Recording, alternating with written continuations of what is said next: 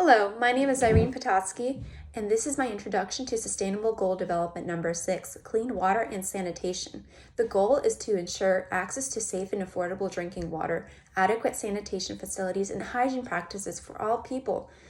Most importantly, this aim is to achieve sustainable management of water resources and prevent water pollution.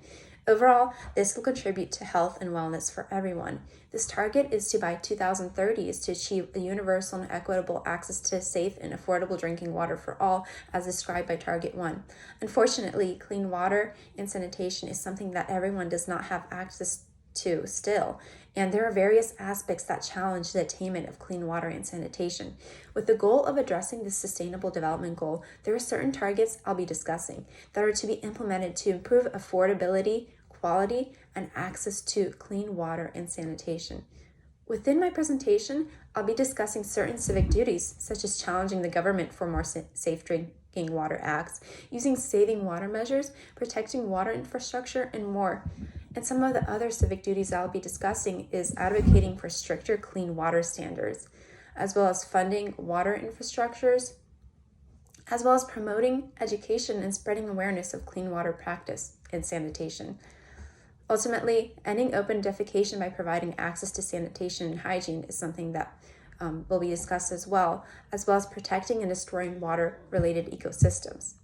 Lastly, it's important civic duties to being mindful of water overuse and implementing water-saving solutions, properly disposing of the hazardous materials, and lastly, petitioning for improved water treatment plans. These duties are geared to have a local and ultimately global impact on the clean water and sanitation. Additionally, local community efforts will be referenced in how they make a change to actively and passively make a positive change towards clean water and sanitation. As well, statistics about clean water and sanitation, as well as social responsibility will be included. Also, I'll be providing a research article that has reviewed progress in various countries comparing Africa, Singapore, and developed countries in Europe that have the same goal of attaining clean water and sanitation, but they face various policy challenges and economic barriers to clean water. Ultimately, they have a desire for clean water, but there are certain things that must be addressed. As well as, additionally, not only on a local level impact is that important, but with the use of youth voices and advocating for clean water and sanitation, it is crucial, and educating them about it will help promote a generation ready to make a change, and that will be discussed as well. And access to clean drinking water overall can indirectly affect food security, ecosystems, poverty reduction, and access to education.